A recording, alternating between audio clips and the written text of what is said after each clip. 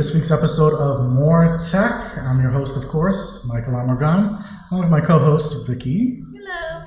And this week we have a very special person as an interviewee. And he is catch me if I'm wrong with this, he's the COO of Fusion Superplex here in Nassau, Bahamas, the biggest IMAX theater in the region. And his name is Dominic Richards. Excellent. Awesome. Now, Dominic. Yes. Okay. What was the idea? I'm just going to jump right into it. What was the idea when you guys first decided you were going to build this place? Well, it's kind of weird, but we're all gamers, and so we would have tournament after tournament of either dominoes, cards, or video games. And we would always want to go to the movies, but the movie experience in Nassau just wasn't up to par. And so our first inclination was to build the biggest IMAX in this part of the world. I mean, it's just going to be a one-screen experience. But, in anticipation of building it out, we actually started doing a lot of traveling around the world. So we go places like Bangkok and other places that have really incredible entertainment experiences. And so when you go those places, you realize that you're not just wasting an opportunity, but you don't really understand what the gaming experience is, or I guess the entertainment experience. And so after doing a lot of research, we come back home with an idea and you begin to build on it. And then we start doing a lot of outreach. One of the things I did is I'm actually a former head of the school board for H.O. Nash, and so at H.O. Nash, you see a lot of issues with the community, whether it's parents that don't really have enough to do lunch, or people who don't really understand what it is to do homework. People assume that homework was meant for the kids, and so when you have 2 or 3 kids and you realize you can't do something as simple as transposition, and so you're asking a parent who pretty much graduated at a very low education level to understand concepts, and so those sometimes homework can actually cause problems in marriages as well as in the family, because that goes back to self-esteem and other things. And so what we decided to do is move away from the entertainment aspect and move more to a community building aspect. And that's where Fusion Superplex came from. It's just, how do you build community? How do you build families? And the way you do that is you build something that every person can feel like they're part of. You have a lot of disenfranchised people out there. And so this is one of the places in the world where you can actually come, and whether or not you're a garbage collector or somebody who's just hanging out with the kids for the day, or someone who's a banker, when you come in, nobody really cares. So like the old chair saying, is where nobody knows your name. Everybody knows your name, I should say. Yep. And you get to actually feel respected, and you can come in and you don't need to go to a $30 movie or $20 movie. You can get a $5 cup of coffee or a $2 game in the arcade. And so that way, nobody's left out, and the community is built with your help. So, in essence, this place was built for family and community. Yes. Okay. So, when you guys wanted to do and build it up, you wanted to build movie theaters because you guys wanted to go watch movies. You wanted somewhere you can game, and then somewhere just to relax and chill, which would be the restaurants and food places, and like Starbucks or the hydrogen tanks. Yeah, Sub-Zero ice cream, yeah. Exactly. Okay, so most of that has been rolled out. I know that there are still some aspects of Fusion that still haven't quite been unveiled to the public. Yes. Where did the inspiration for perhaps some of that stuff come from? Is it the same place, or is it adding on, or? I mean, from the standpoint of a community, like the Bahamas is in a very rough position right now. Like, we've had so many years of hotel living where the average family You know, the shifts are really crazy, or you're getting off 2 o'clock in the morning, or you're going out at 5 o'clock in the morning. You're coming home midday before kids come home. So 2 o'clock you're actually heading out to work to get to work for 3 or 4. So one of the things that we really were working on is, how do you create scenarios that take some of the pressure from home? Like, we built Fusion Superplex to be the third place in the community. Like, the first place in most people's lives is their home. The second place is their workplace. And so we don't have any third places. And study after study has shown that countries that don't have third places, they have more crime, they have more spousal abuse, and they also have more unproductive workplaces. And so if we read all the literature that we see day in, day out, the Bahamas is one of the highest places in this part of the world with abuse at home, and we have one of the most unproductive work environments. And you know, the reason for that is, like, when you eliminate the third place in someone's life, the first two places are overemphasized. If you think about the Bahamian community, everybody, when you're home, everybody wants the biggest house you could find, the biggest television. They now want the gym in the house. They now want, they want the biggest walk-in closet you could find. They don't know the neighbor. They now have a bar in their house, which causes so much abuse of alcohol, you don't know. And so now that causes a lot of stress. You know, they have to work longer hours to get the bigger house. They don't have time to really invest in their kids. And so the house is now thrown off. And then if you look at the workplace, we start talking about unproductivity. If you are tired because you're overworked and you're trying to make sure you meet that bill that from the bank and all these other things, you don't have a place where you ever unwind, ever. You know, if you think about it, when you're home, even though it's a informal setting, do you tell your wife that you're not going to pay the bills? Do you tell the kids that you're not going to get food on the table? So you always have that rule. You never have that break. And of course, you know, when you're at work, you're always in a formal setting. So what we hope to accomplish, and I think we're pretty much moving toward it, is building that place that when you walk in and you sit down, you get a cup of coffee, no one's judging you. Nobody's asking you who you are, or where did you do this, or why didn't you do that. You can just cool out. And so one of the things that we really believe that we're doing is we're pretty much reshaping the way the community is actually interacting with each other. You know, so that's very important for us.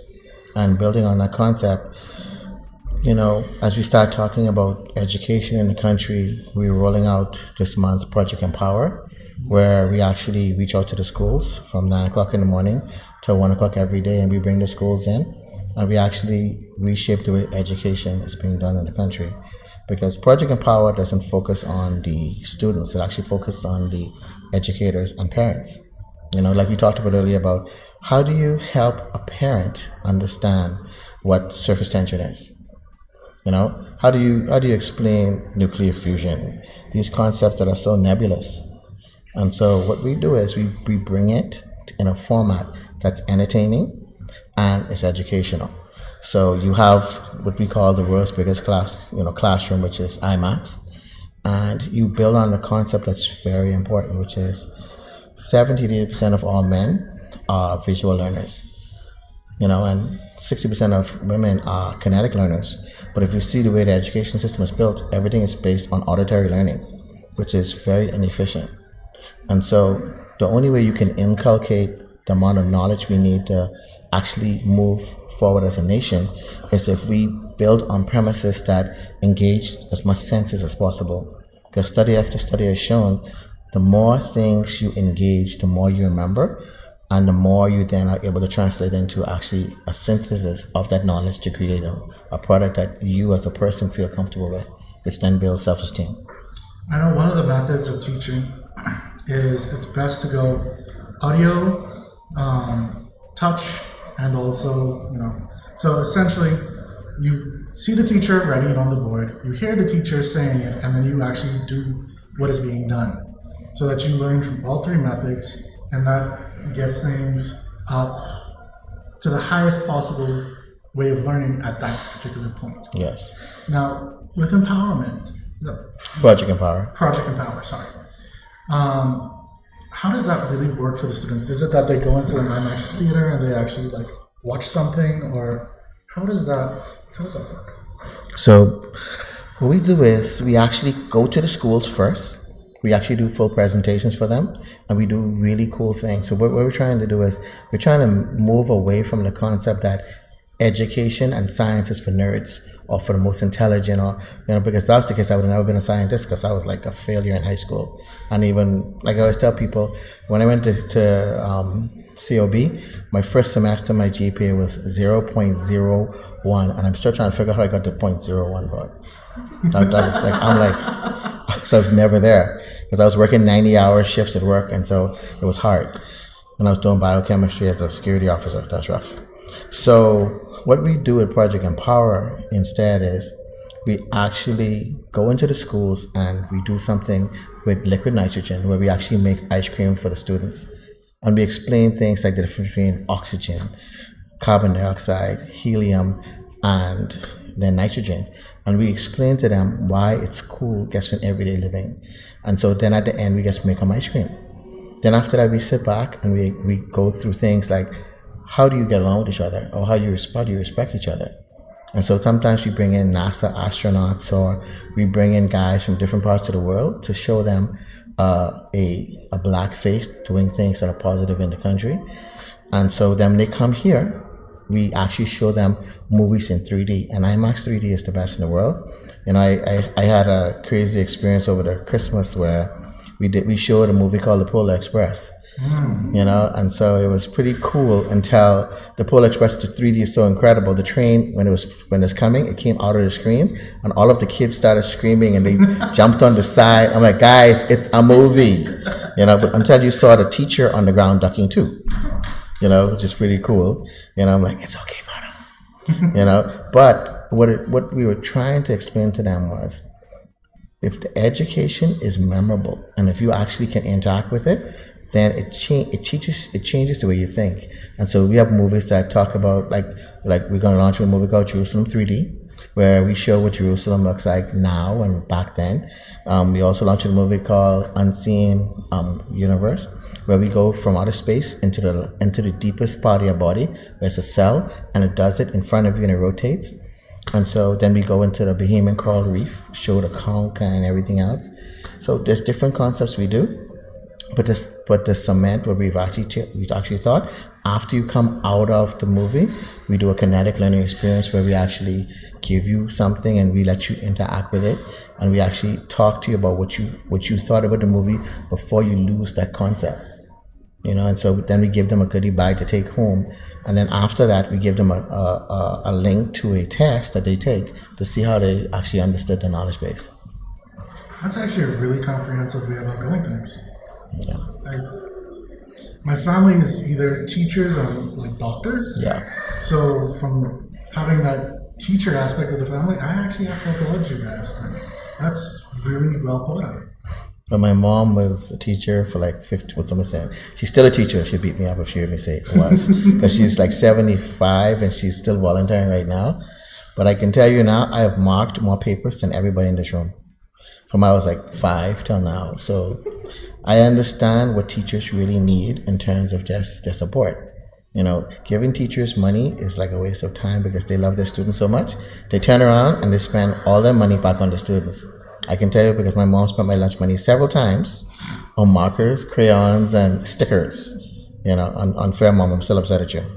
But, as I put that part of me behind, I realized that the reason she did is because she understood. I've seen so many times she'll be walking in the food store and people just walk up there and say, thank you for taking the time. Because she taught autistic and dyslexic students. So her class was a special class. So she actually taught from age level. She'd have somebody up to age 25 and somebody at age 7. And she'd have all of them in her class and she'd be teaching them every day. Ask her if she knows Dr. Coron now. I'll definitely do that. Cool. That's my grandma. She's actually the one that studied disability and special learning here. Wow. And I I asked her if she knows Miss Gail Wisdom. She probably don't know Miss Gail Wisdom, because that's the school that my mom worked with in creating that curriculum. So, getting back to Fusion, there's a lot of stuff that, like I said before, that you guys are working on. You have Project Empower, you have everything that's already launched, even though it's a soft launch right now. Yes. What is the vision of Fusion going forward?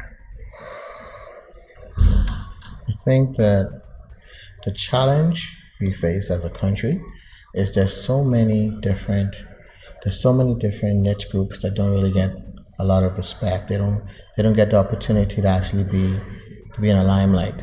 And so we do a lot of our activities that feed off Hollywood, but it's really community based. Like we were talking about before you came on the air about, you know, the anime society we're trying to work with, or esports in China. And I think that the things that we're really trying to do is, a part of building the community is being inclusive.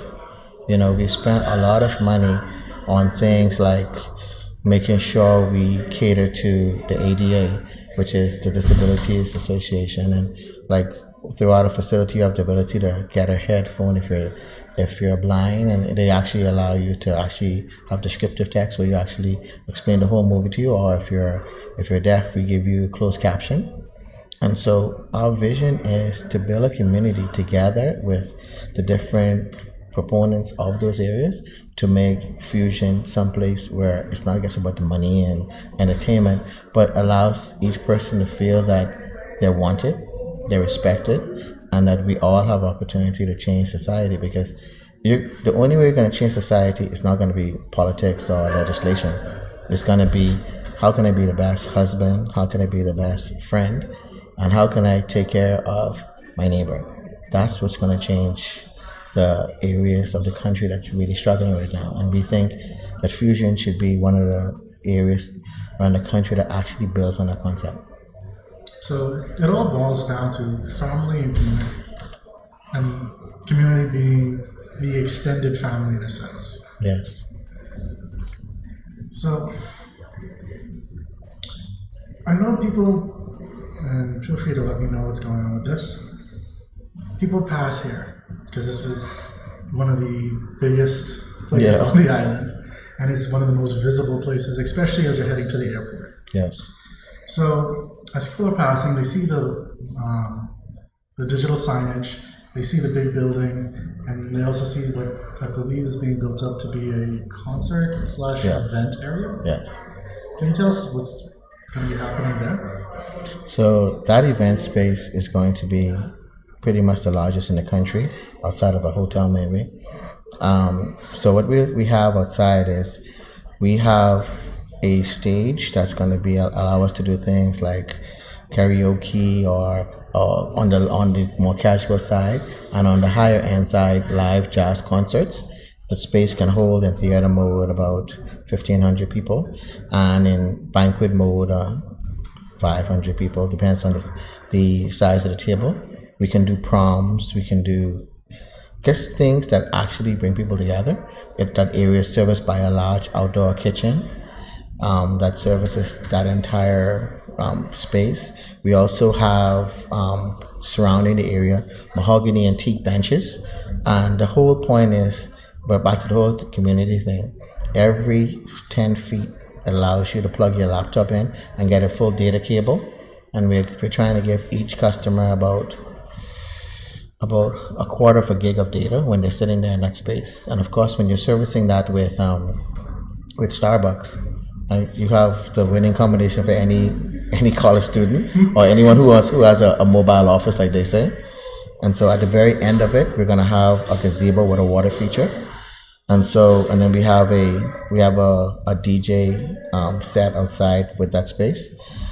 And so the whole point is, like, let's say if you're doing a prom, we'll have you pull up in the front.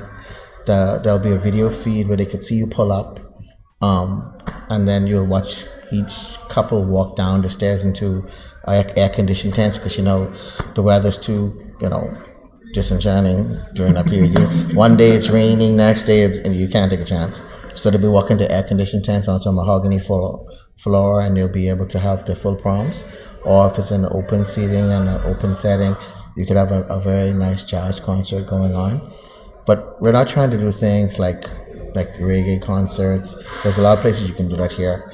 What we're really trying to do is we're trying to make sure that you come somewhere where it's not just a different experience, but we don't want to push people away who don't have that place where they can actually relax. I like that. I like how you guys are also playing on the whole, like, I'm going to stand along the hotel and watch this prom thing. Now they can just look at something. Because a lot of people, they will just stay out there and just watch people coming up with these funky hairdos. Oh my gosh. And these dresses. Oh my gosh. I don't think anything has really beaten the one where I saw, a girl had, her hair up like this and, 8 fans going on inside of it. Just to make sure that it stayed cool. Yeah. This might sound crazy. I was an investor conference in Philadelphia, and there was this prom where the girl pretended to be dead, and she pulled up an ambulance, right? Yeah, right. And so then this investor sits back at me and he says, so I thought the first question is going to be, why should we give you this money? And his first question is, let's talk about that girl in the casket from the prom. How did she come up with that? And why did she have the ambulance? And I'm like, are you really gonna ask me this question right now? So I couldn't really answer that question fully. And thankfully, that was the end of it. And we had a 2-day session. So the next day, I had to actually do some research on it, come back, and I had to explain to him what it was about. And I'm sitting back, I'm like, wow. Because it ended up being on ABC News when it happened. I'm sitting back, I'm like, okay, wow, thank God my country is so special. I like how you use the word special. Special. Yeah. You're right. We have some very special people. Eclectic. That's eclectic. Yes. Eclectic. Oh boy. Vicky, what have been your thoughts about Fusion so far? So far, I love it. I like the fact that y'all are pushing to bringing more, because gallery, I could call the name on you? I could call gallery a name on you? Oh, no. Okay, so I watch a lot of movie and I watch a lot of TV. So I love a lot of the indie movies that come out. Gallery wasn't really bringing it over here. So it's prime example, Crazy Rich Asians. I wanted to watch that. Oh, yeah. But Galleria took forever to bring it in, and when they brought it over here, most persons didn't know about it. So it didn't bring in the sales that they wanted to bring in. So they eventually, I think it was maybe a week or so, and then they moved it. So I couldn't go to watch it anymore. So I like to see the fact that you guys are taking initiative and knowing about the indie movies that's coming out and bringing them over here for us to watch it. Because Galleria wasn't doing that. And by y'all doing that, you're also pushing them to get with the times and realize that more persons don't it's okay to have mainstream movies, but at the same time you also have really high going movie. You really have high volume of moviegoers that want to see the indie movies. So that's what I really liked about Fusion so far. I've been to your game room as well. I spent a lot of money. There's one game with the key. Oh my God, Key Master. Yes, Key Master. I actually won the first, that I know of, the first prize from out of there. Good job. Yeah. The only took me and 2 out of my friends were standing there for the longest trying to play the game. And then he's going to give it, he's like, okay, one more try. And you played it for a bit, and I got it was a Pokemon coin purse that I had in. So I got that for one of my friends. And after that, I was like, okay, time to move on. But we spent a lot of money on that game. Thank you. Yeah. But so far, I like the arcade. I've had the ice cream as well. I actually haven't been to Starbucks as yet, which is very shocking. Blasphemy. I've been to... The only theaters I haven't went in as yet is Pure and Access 3. That being the other ones. Most of the movies I watch is at 40X, and that's really because, like I was telling Timmy and Jay, earlier, that 40X is like one of my favorite theaters because it reminds me of the Twister that they used to have at Universal. Yeah. So that's the reason why I enjoy it. Like I've been to like a lot of theme parks that have that same experience. So for me, it's like I going back to the States again, going to a theme park. So that's why I enjoy it, and I think that animated movies capitalize on it a lot.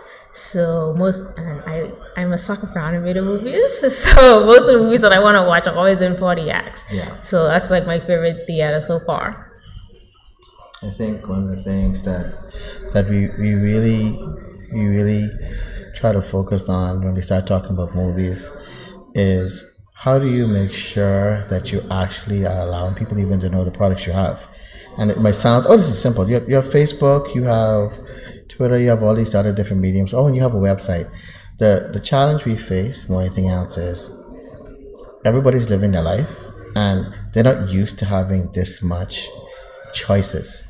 And so like right now we're looking at bringing, like I was telling you earlier, things like Attack on Titan and Sailor Moon and whatever it is. Those kind of things that are coming, but how do we make sure that it's what you want in the format that you want it in? And so as we start talking about, the whole concept of community and sharing, I think the challenge becomes now making sure we stay relevant, we stay fresh, and we don't get too caught up in, I have to be better in Galleria, or Galleria is not bringing this. Well, guess what? You don't care about that. What you care about is, am I catering to you? Am I taking the time to figure out what you want? And so that we can build that relationship. And so one of the things I always tell businesses, and we sit back and we talk, is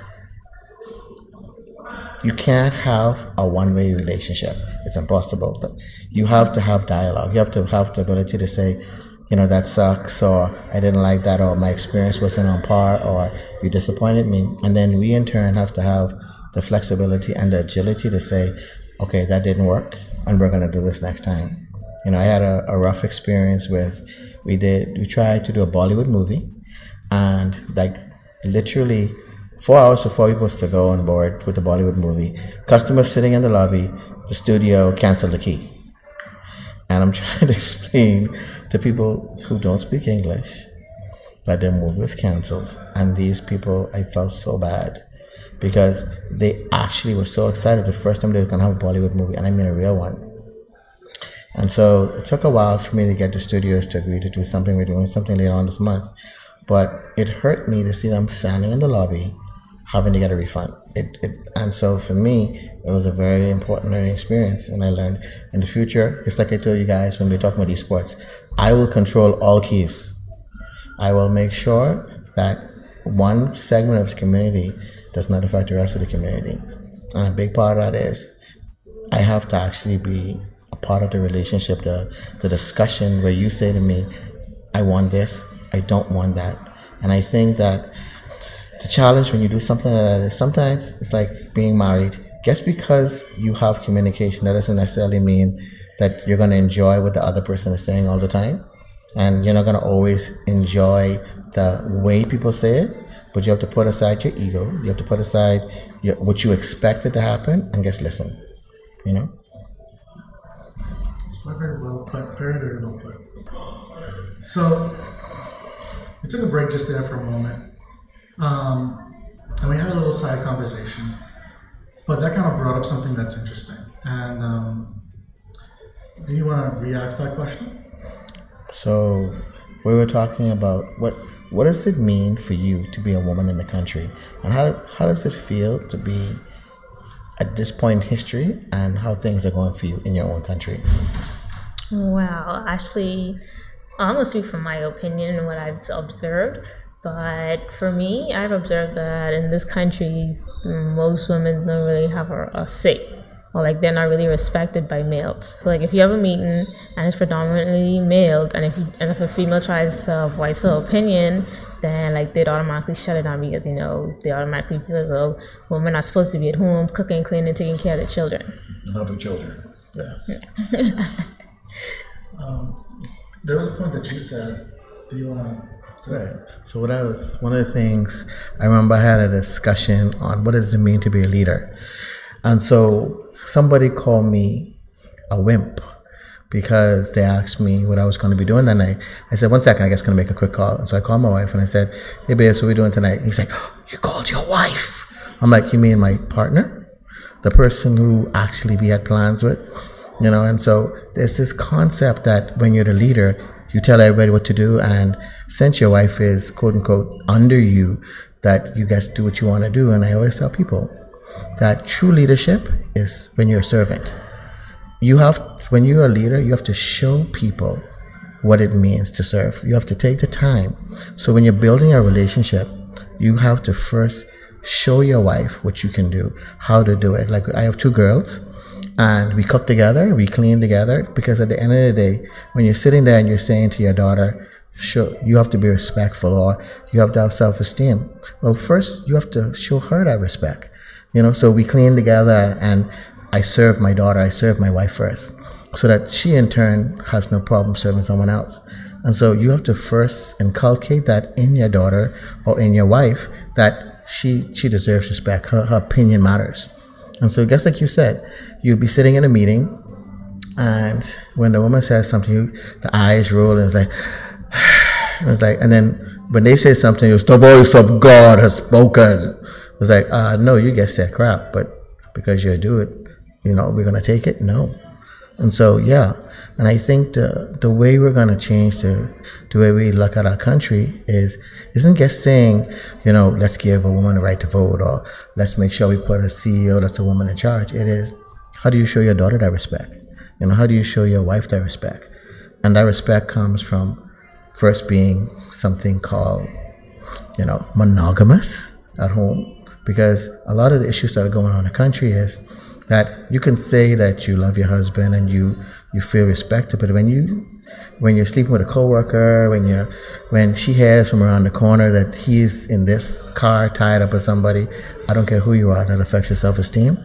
It affects the dynamic at home, and it affects even what your daughter expects to meet when she goes out there. So guys are sitting there, oh, you know, I don't know why she got pregnant at the age of 17. Well, if you're never home, you never spend time. Study after study has shown that when you have a father and a mother at home, and the husband is supportive of his wife and the kids, pregnancy goes down, profitability in a country goes up, productivity goes up. So it starts with showing that respect. Now, Vicky, I know you were saying something as well. Do you want to finish that off? Yes, it was when you had addressed that it's not the 1980s anymore, it's the 2000s, and women actually have an opinion instead of just like the male speaking, always having a say. And I was talking about how my mom and I was getting ready to go to work, and my mom had brought up a conversation with my dad, and I was just joking around with him because I like to do that because he's very serious. So I was joking around with him, and he was talking about how he didn't know where some women get this whole prophetess thing from. He's like, the Bible never had no prophetess. And I was like, so you're trying to say that only men supposed to preach? He's like, yes. Like, he didn't even wait till I finished like the sentence. He just was like, yes. And I was like, oh, you realize that's sexist, right? Like, he just went quiet and went about his way. And I just felt like I didn't even realize that you thought this way. But then I have to realize that the era that they were brought up in, they're raised in like the old era where a woman is supposed to be quiet and just take care of the home and so on. But the Bible has prophets. Lots of them. According to him, like, only supposed to be man preaching. Well, you know, one of the things I always tell guys is that when you want to hide behind your loincloth, what you're really doing is you're pretty much closing your mind not just to the voice of God, but to your family.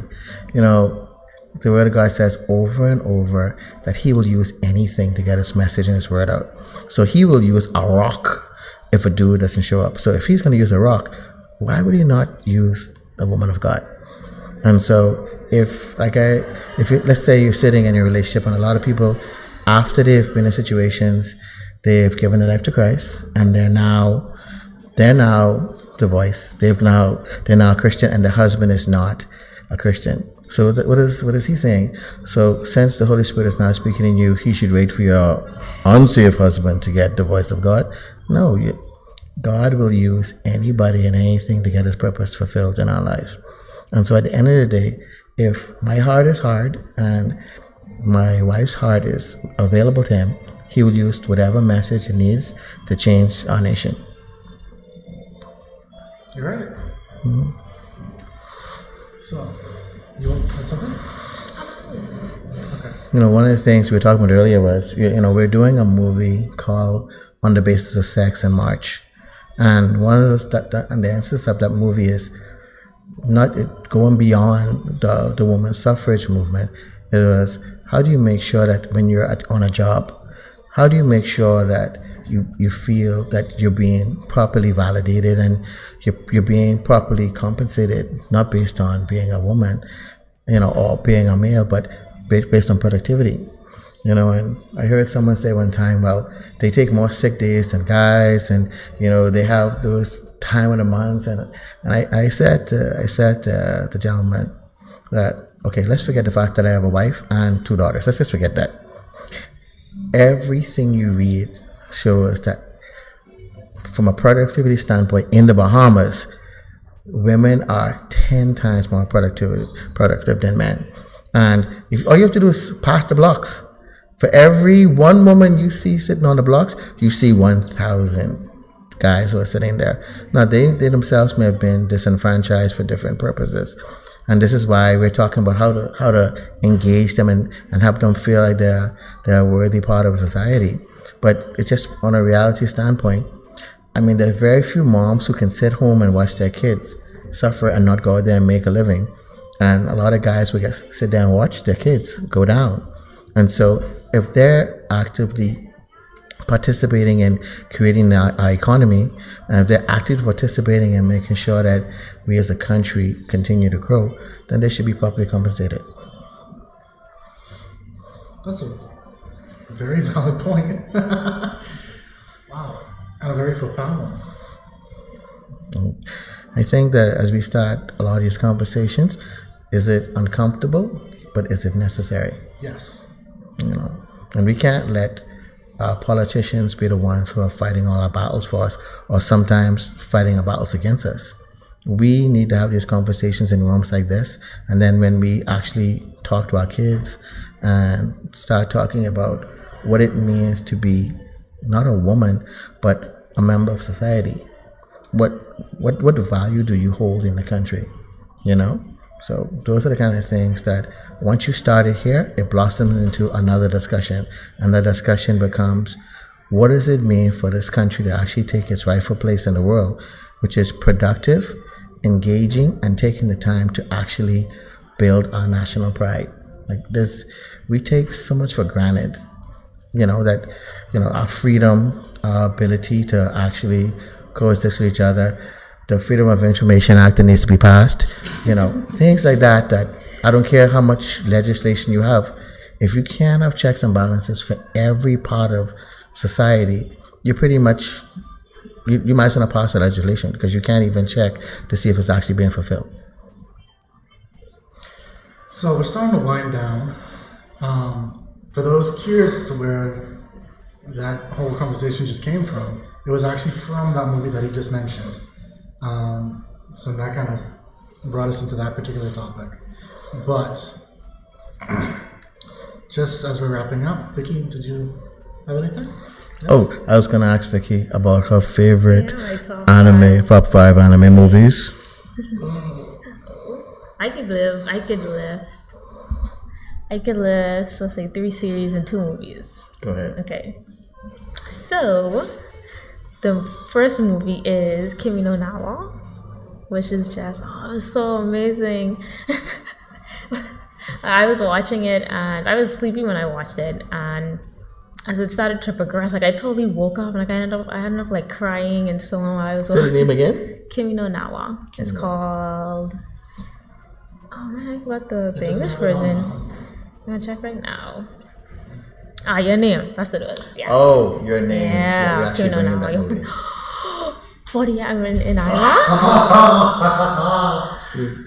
Oh, see, if she said the name properly, I would have got it. Yeah, I know from Cumin now. I couldn't remember the English version. And you see theater coming to me. Yeah, I'm bringing it.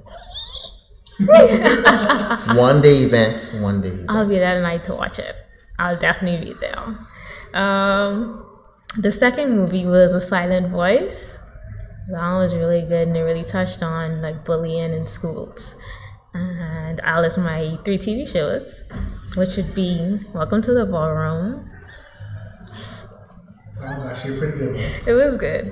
A Place Further in the Universe, and that's a tough one. Okay, I'll list 2 more. After A Place Further in the Universe, Yuri on Ice, and Made in Abyss. Ooh, Made in Abyss. That one's a hard picture. Yeah, that one was tough too. It started off cutesy. That one episode just like flipped the switch, and yeah. Just the stuff that they make those characters go through. Yeah, I don't know. Yeah. And you, if I had a question for you, it would be, I know you're very big in the esports community. If you could change 5 things in our community or do 5 things in our community for esports, what would that be? Okay. Well, there's some stuff that I've been working on that I'm hoping will actually help change and enhance the community.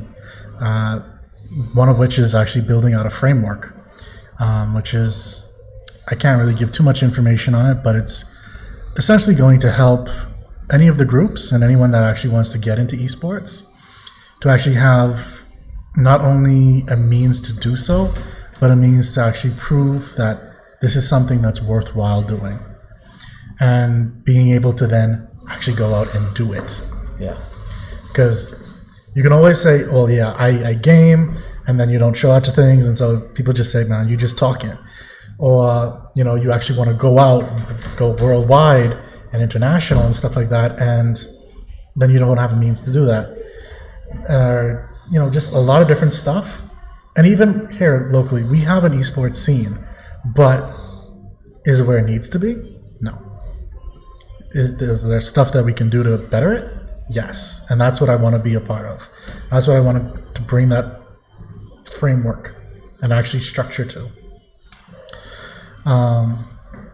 So that kind of touches on a few of them, actually, because it's framework, then actually getting people out there, building it up, the community, because we actually need it to become more pronounced. And right now, a lot of it is sip.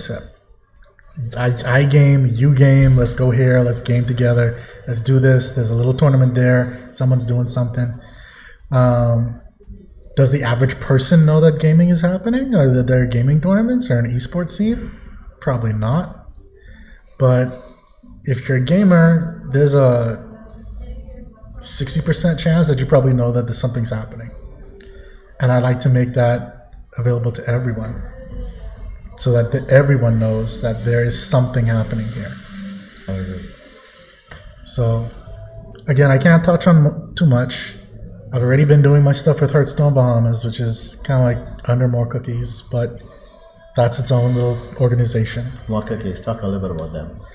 Well, MOAR Cookies is the brand that we kind of use for this show, Esports Wrap, but also the stuff that we're doing to actually move forward with esports on a whole as well. Because at first we were talking about doing tournaments and stuff like that as well, but we've taken a step back from that to create the framework first, because it doesn't make sense jumping into tournaments and doing that when so much stuff needs to actually be done to make this worthwhile. Yeah. So we still wanted to. We actually wanted to do it, our first one in January, but it was actually going to be Smash, Super Smash Brothers Ultimate. Oh, that's right. And it's from there that we also found out that there was that Smash community, and so we wanted to work with them. Yeah. And that's actually one that's run by Noah and Alex. Shout out to you guys if you're watching this, which you probably are. But we want to take that to the next level. I know some people inside the community, they're starting to wane and like maybe think about stepping down or doing something or retiring, as a certain person is saying, Alex, but Don't do it, Alex. Don't do it. We're coming. But yeah, stuff like that, you know, we just really need, like I said, we can't just jump into there. We need more before we can jump and actually say, you know what, now it's time for us to do our thing. Yeah. Because we want to help everyone. It doesn't make sense being the only ones doing stuff. Yeah. I think the scary part of a lot of things that we're talking about is like you said, I feel the same way, is because it's challenging when you have a discussion, and yeah, you may have the capital to build a lot of these networks. The problem is, you know, getting people out, organizing the outreach, making sure there's consistency in the product, making sure everybody in the community is actually growing together versus one sector growing, next one fading. And I applaud you for just the way you're passionate about it, because I think I've been a lot of places where guys start off really excited and they get caught up in a lot of the minutia and like I said, the loincloth issues. And I think a big part of that now becomes, how do you stay consistent? Because, you know, Fusion is going to be a big part of the esports community in the Bahamas for many years to come. And we need people like you to be a part of that. So I appreciate it. Not a problem. So guys, that is going to wrap up. Well, is there anything else that you'd like to say? I just want to thank you guys for supporting Fusion Superplex. You know, this Christmas, we were in the top 1% in the world in terms of box office and attendance. And it's because we Bahamians beat all of Florida, all of New York, and all of Cali. And that's hard to do for a little country. They can't believe how rapid we are about the movies. And Bahamians, we've always loved going to the show. We've always loved it. You know, and we just need it to be respected with a product that allows us to actually experience the movie and have something that it makes it memorable. And so I want to say thank you guys very much for supporting Fusion Superplex, and we will continue to show you the respect by putting products in place that allow you to feel that you're part of us. So thank you very much.